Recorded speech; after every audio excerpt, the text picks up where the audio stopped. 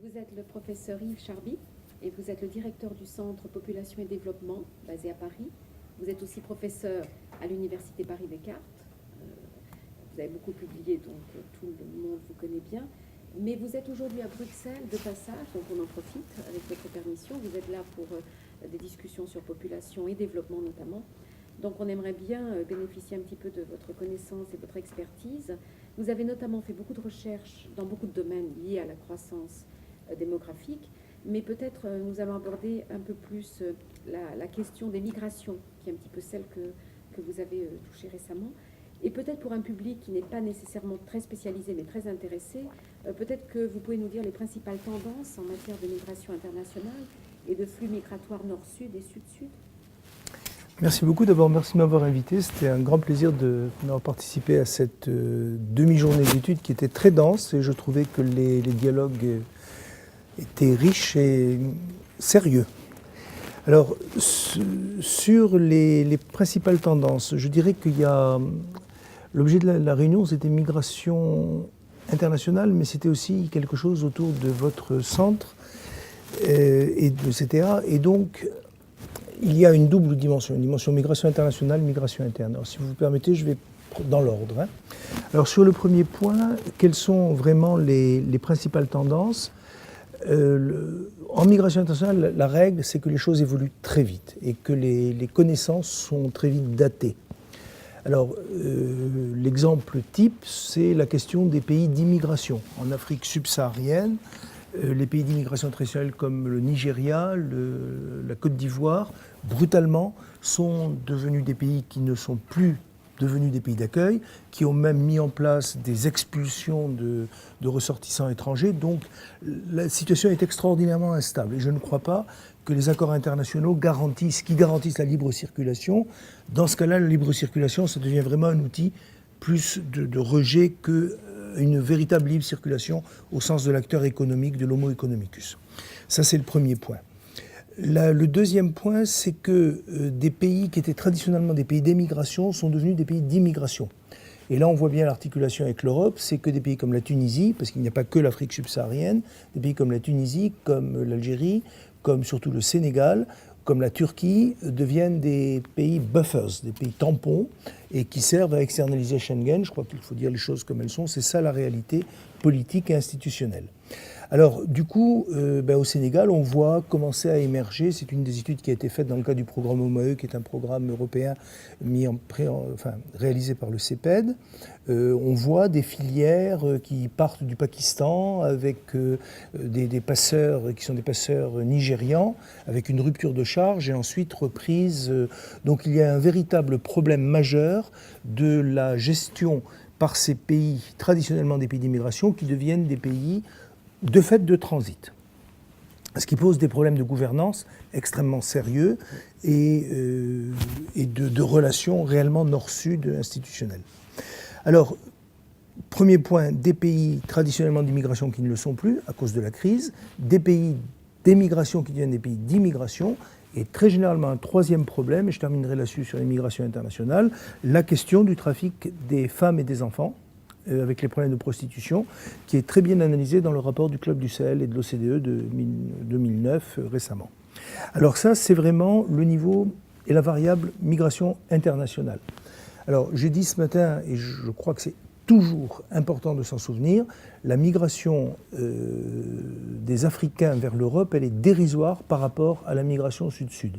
Et j'ai un autre chiffre que je n'ai pas cité, les Africains vivant à l'étranger sont 13 fois moins nombreux que les latino-américains vivant à l'extérieur d'un pays d'Amérique latine. Donc, contrairement à ce qu'on pense, la migration sud-nord n'est qu'une goutte d'eau par rapport à la réalité, l'extraordinaire mobilité en Afrique subsaharienne. Ce qui m'amène au deuxième point, qui sont les migrations internes.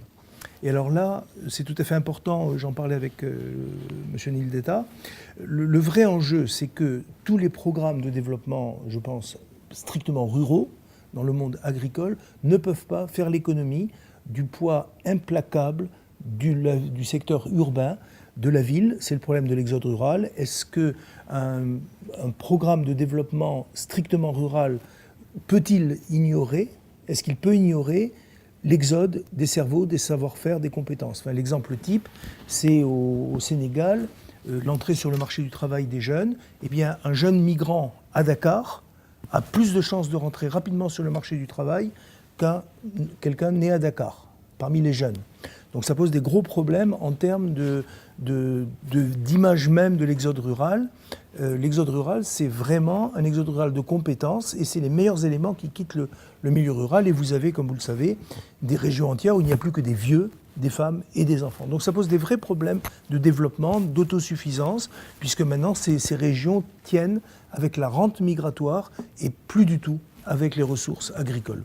Donc il y a une vraie conception politique et stratégique, je dirais, du développement. Est-ce que la migration interne peut ignorer la réalité de la double dynamique du secteur urbain et du secteur rural?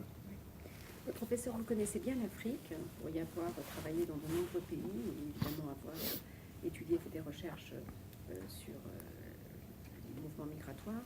Quels sont les principaux défis actuels et futurs en matière de migration, bien sûr, auxquels devront faire face certains pays ou régions dans les prochaines décennies? Alors, cette question, elle découle des tendances précédentes.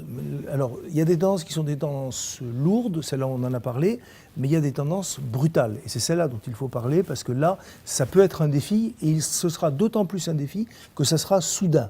Et là, on a deux facteurs majeurs. Le premier, c'est la question des migrations forcées, puisque les migrations forcées sont liées aux problèmes politiques, et là elles sont totalement imprévisibles, puisque tout va dépendre de l'explosion ici ou là d'un conflit.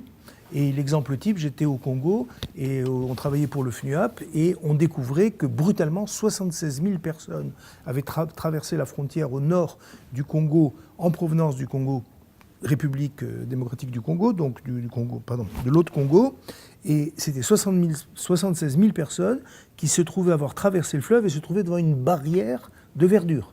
Comment les Nations Unies et les coopérations bilatérales allaient faire pour organiser ne serait-ce que la survie de ces populations?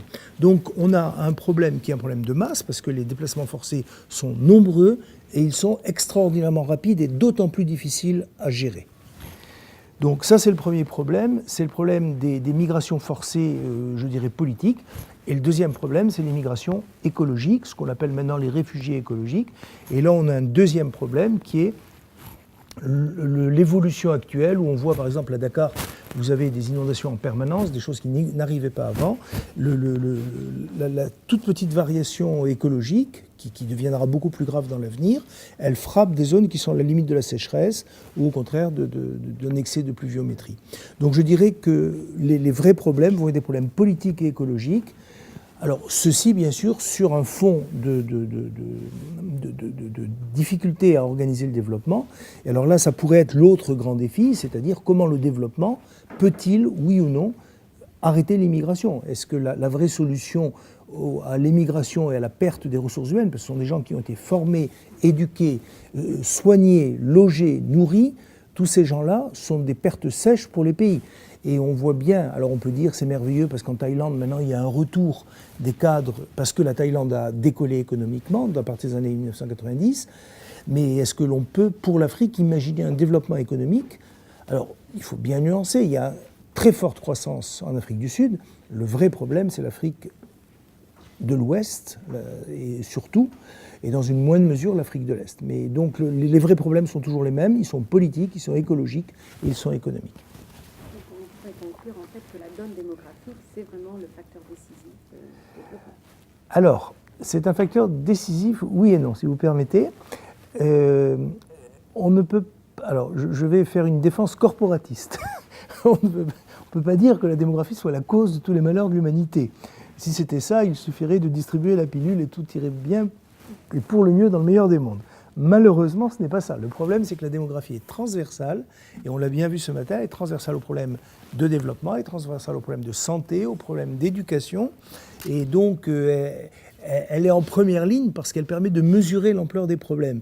Mais entre être une variable d'analyse et être une cause fondamentale, il y a une grande nuance. Alors par contre, je n'irai pas dans une défense jusqu'au bout de la démographie, il est incontestable que la croissance démographique, le rythme de croissance, est un problème extrêmement précis, qui est comment est-ce que le budget de l'État peut augmenter de 5% par an si la croissance démographique augmente de 3%. Il y a forcément un problème de ressources, d'offres et de demandes, de ressources et de besoins. Alors, on vous remercie beaucoup.